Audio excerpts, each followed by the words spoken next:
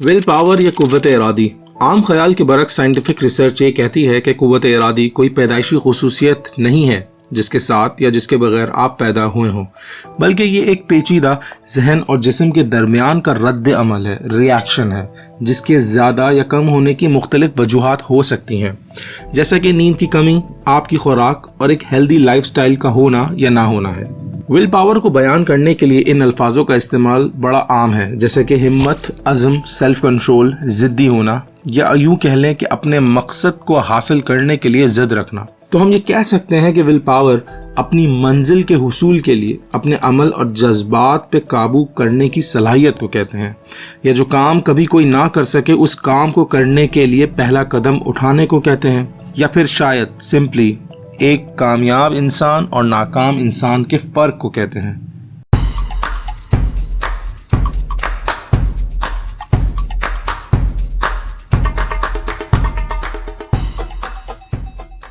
Will power को brain muscle भी कहा जाता है। अगर ये मान लिया जाए कि विल पावर वाकई एक ब्रेन का मसल है, तो जिस तरह बॉडी के दूसरे मसल्स होते हैं तो ब्रेन के मसल्स को भी ग्रो किया जा सकता है, और इसका तरीकाकार सिंपल होगा और उस पर वही टेक्निक अप्लाई होगी जो दूसरे बॉडी के मसल्स पे अप्लाई होती है। तो मसल्स ग्रो करने के लिए सबसे इंपॉर्टेंट चीज हैवी लिफ्टिंग, एक्सरसाइज का करना है, और जब आप एक्सरसाइज करते हैं तो आपके मसल्स में दर्द भी होता है। तो इस मिसाल से हमें समझने की जरूरत है कि कोई भी इंसान जिसकी विल पावर बहुत ज्यादा हो या विल पावर का कम हो, उसका पूरा इन्हिसार उसके ब्रेन मसल की अवेलेबिलिटी और उसको यूज करने की सलाहियत पे होता है। यानी कि आप जितने चैलेंजेस, मसाइल से गुजरेंगे, आप जहनी तौर पे उतने स्ट्रांग होंगे, और जब आप जहनी तौर पे स्ट्रांग होंगे तो आपकी विल पावर भी बहुत ज्यादा होगी।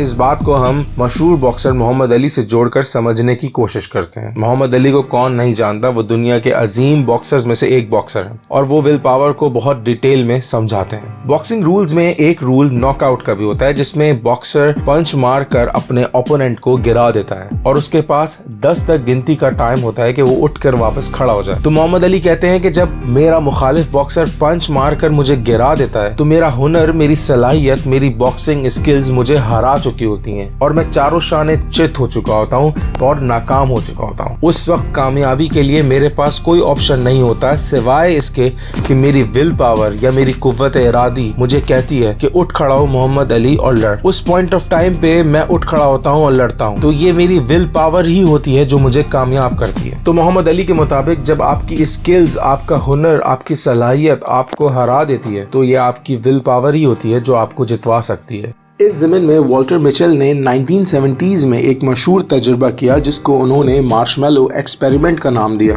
वॉल्टर मिचेल ने कुछ बच्चों को एक कमरे में बिठा दिया और उनके आगे मार्शमैलो का एक पीस रख दिया और उन बच्चों से कहा कि जो 15 मिनट तक अपना मार्शमैलो नहीं खाएगा, इसको इनाम के तौर पर एक और मार्शमैलो मिलेगा। उनमें से कुछ बच्चे इंतजार नहीं कर सके और उन्होंने अपना मार्शमैलो खा लिया, और कुछ ने आधा खा लिया, और वो बच्चे जिनमें खुद पे काबू पाने की सलाहियत थी उन्होंने नहीं खाया और 15 मिनट तक इंतजार किया ताकि उनको एक और मार्शमैलो मिल सके। बहरहाल ये एक्सपेरिमेंट खत्म होने के बाद भी वॉल्टर मिचेल ने काफी अरसे तक इन बच्चों पर ऑब्जर्वेशन रखी और देखा कि जिन बच्चों ने अपना मार्शमैलो खा लिया था वो अपनी जिंदगी में कामयाब नहीं थे, और जिन्होंने इंतजार किया वो अपनी जिंदगी में न सिर्फ बहुत ज्यादा कामयाब थे बल्कि मुश्किलों को बहुत आसानी से हल करते थे। बस इससे ये बात साबित होती है कि स्ट्रॉन्ग विल पावर के लिए खुद पे काबू रखना या सेल्फ कंट्रोल का होना बहुत जरूरी है, और ये जिंदगी गुजारने का एक बेहतरीन उसूल है। तो आखिर में अपने टॉपिक को मैं कुछ इस तरह ख़त्म करूँगा। अगर हम अपने अंदर कुव्वत इरादी पैदा करना चाहते हैं तो हमको ये 3 काम ज़रूर करना होंगे। नंबर 1, अपने मकसद या गोल्स के हुसूल के लिए सही मंसूबा बंदी करनी होगी और उसके लिए अपने आप को मुनासिब वक्त देना होगा। नंबर 2, अपनी तवज्जो अपने मकसद पे मरकूज रखनी होगी, फोकस रहना पड़ेगा, अपने गोल्स को लिखना पड़ेगा या कोई डायरी मेंटेन करनी पड़ेगी और बार बार रिपीट करना होगा।